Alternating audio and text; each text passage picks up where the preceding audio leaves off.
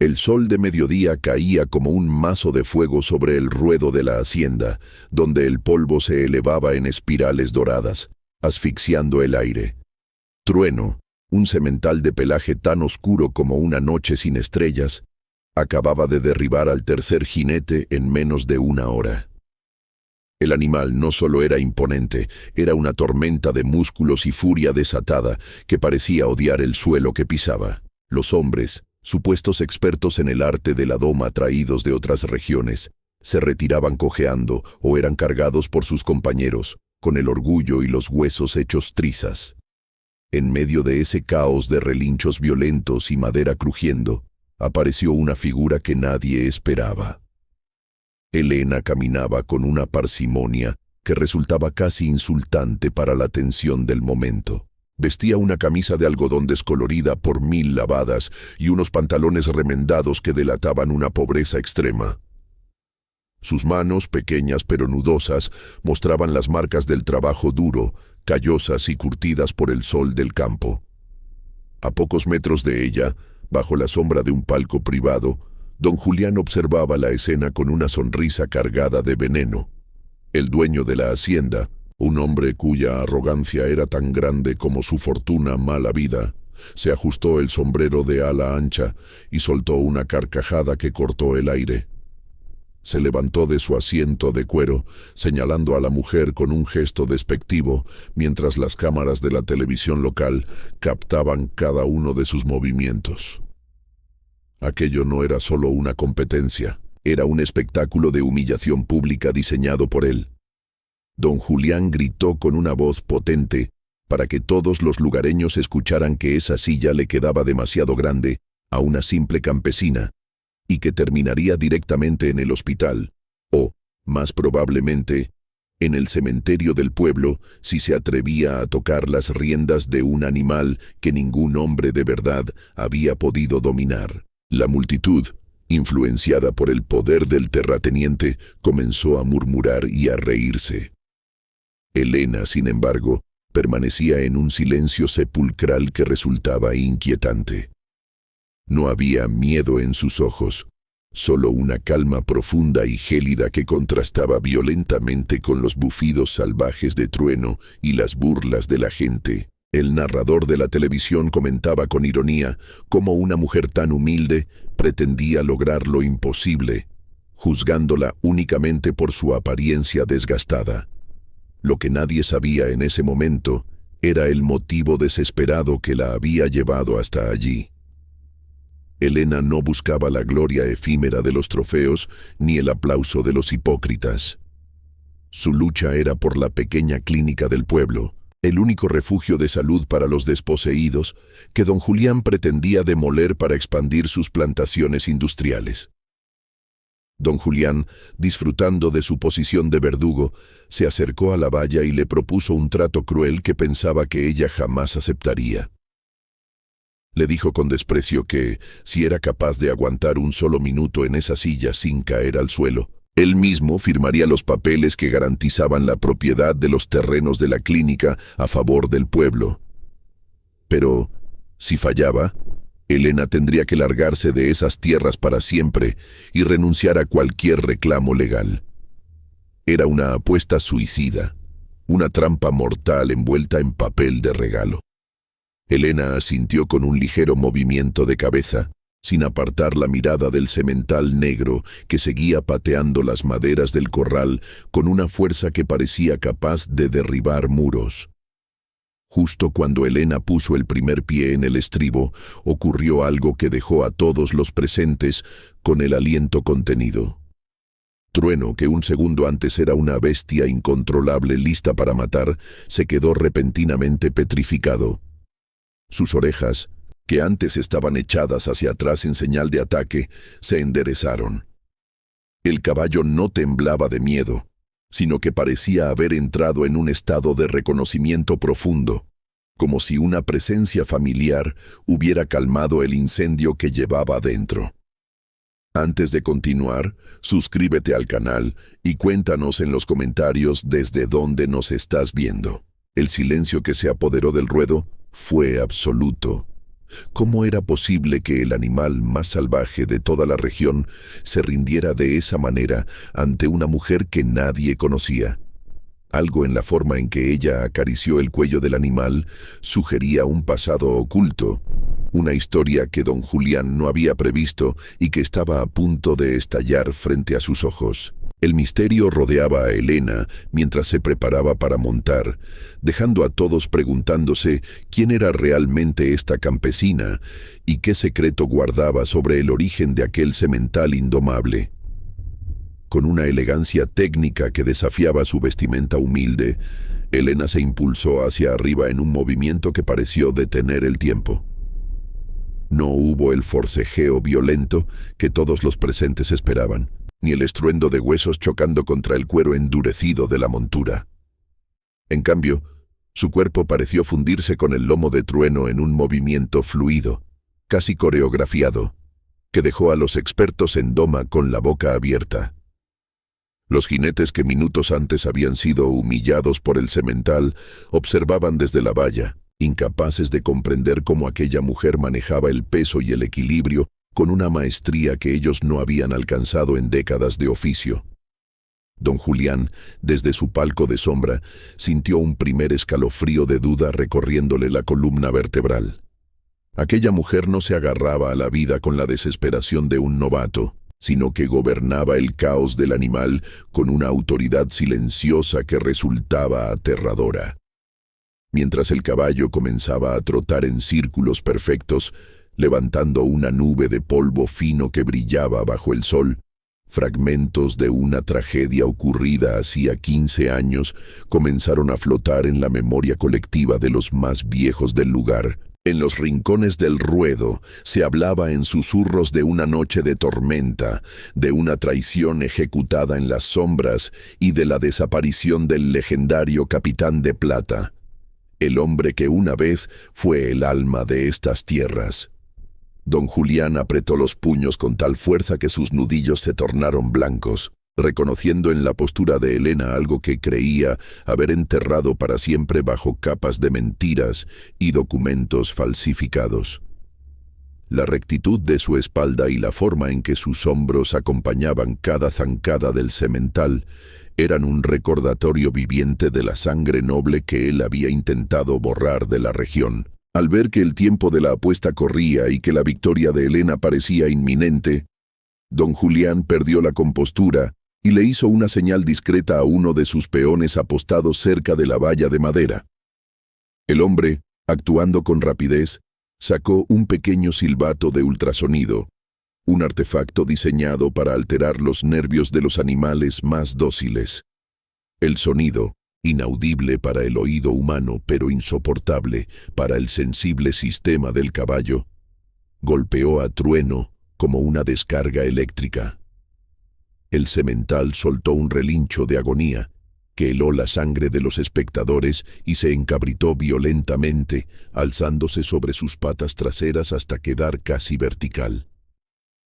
La multitud soltó un grito de horror, esperando ver a la mujer volar por los aires para terminar aplastada bajo las cerraduras de acero. Pero Elena no cedió ni un centímetro. En lugar de tirar de las riendas con el miedo que dicta el instinto, realizó una maniobra de alta escuela, una levada perfecta que solo se enseñaba en las academias militares de élite donde su padre se había formado. La firmeza de su mano izquierda y la presión exacta de sus talones sobre los flancos del animal revelaban un entrenamiento que iba mucho más allá de lo civil. Los murmullos de burla se transformaron en un clamor de asombro contenido que recorrió las gradas como una ola. El público empezó a murmurar nombres que habían estado prohibidos por años. Esa forma de sujetar las riendas, con esa delicadeza y firmeza absoluta, era el sello distintivo de la familia Valeriano, los antiguos señores de la hacienda que todos creían extintos. Para Elena, cada sacudida violenta de Trueno era un viaje doloroso hacia sus propios recuerdos. El esfuerzo físico de mantener el equilibrio no era nada comparado con el peso de la redención que cargaba sobre sus hombros. Cada movimiento le recordaba el accidente que le arrebató a su padre y la forma en que don Julián se había aprovechado de la orfandad y el caos para usurparlo todo. Su motivación no era el odio ciego, sino la necesidad imperiosa de limpiar un apellido manchado por las calumnias de aquel hombre que ahora palidecía en el palco.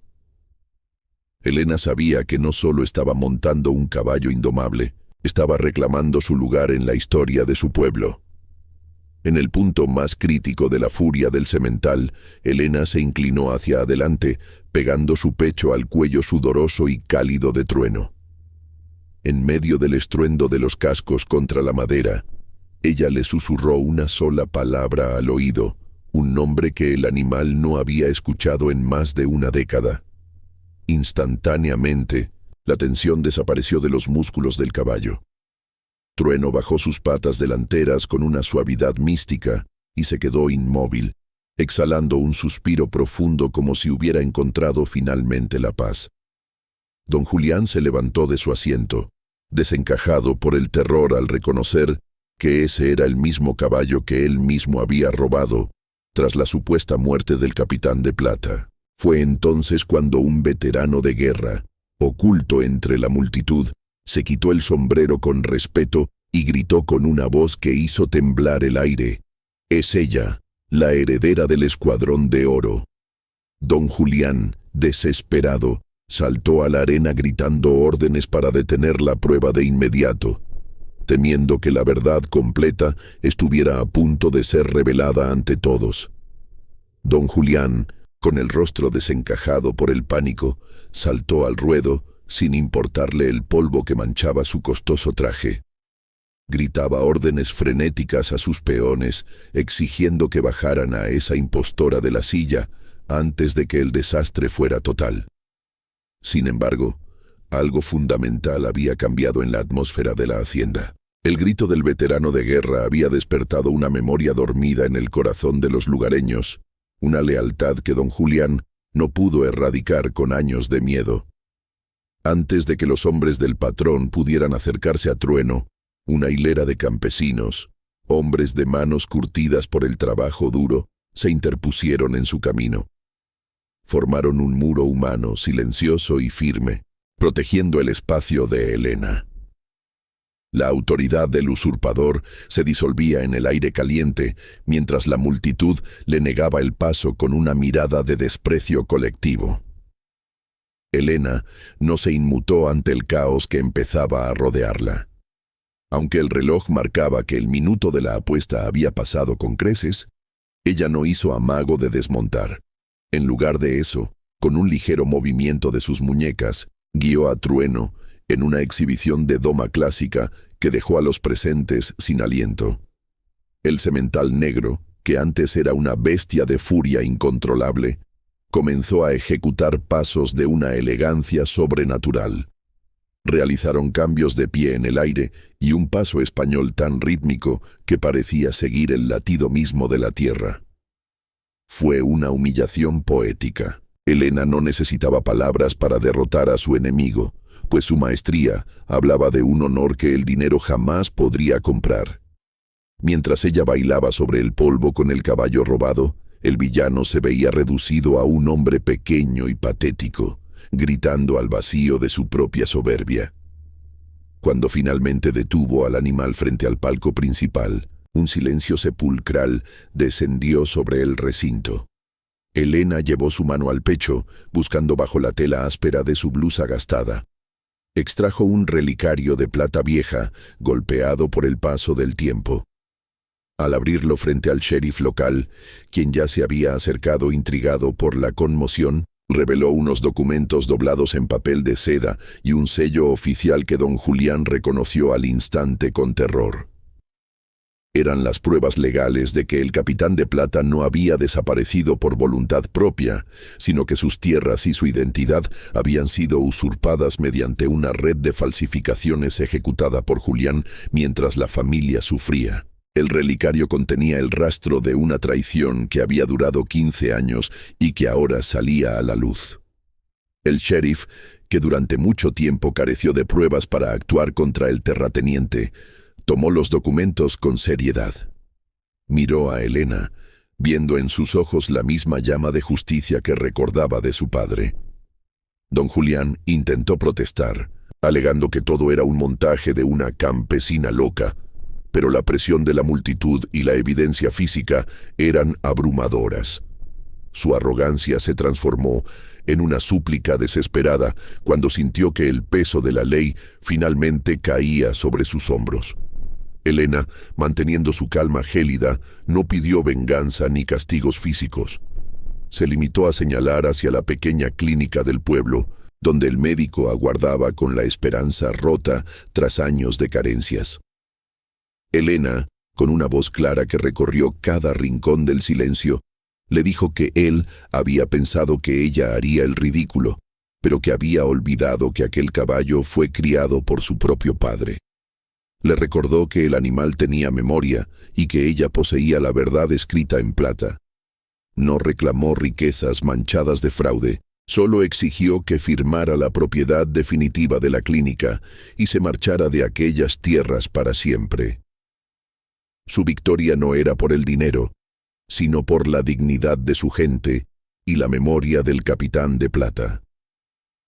Bajo la mirada vigilante de la autoridad y de un pueblo que finalmente despertaba de su letargo, don Julián fue escoltado fuera del ruedo, no como el dueño de la región, sino como un criminal descubierto ante todos. La multitud, que al principio del día se burlaba de la apariencia de la mujer, estalló en un aplauso ensordecedor, mezclado con lágrimas de alivio.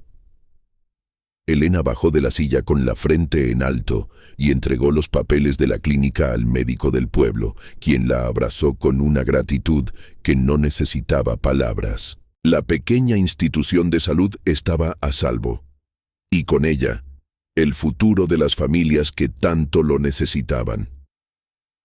Al caer la tarde, cuando las sombras se alargaban sobre el valle, Elena montó de nuevo a Trueno. No se quedó para reclamar el lujo de la hacienda que ahora, por ley, volvía a pertenecerle. Cabalgó hacia el horizonte, recuperando el semental que siempre fue su hermano de sangre y el honor de un apellido que nunca debió ser olvidado. Su figura se recortó contra el sol poniente, dejándonos una lección eterna. Nunca juzgues a un león por la piel de cordero que viste, pues la verdadera nobleza reside en el alma que se niega a rendirse ante la injusticia. Muchos se preguntaron qué fue de don Julián tras su arresto, pero la verdadera sorpresa no fue su caída, sino lo que Elena encontró días después, enterrado bajo el antiguo establo. Un cofre que contenía el diario final de su padre, revelando un secreto aún más profundo sobre el origen de la fortuna que Julián tanto intentó ocultar.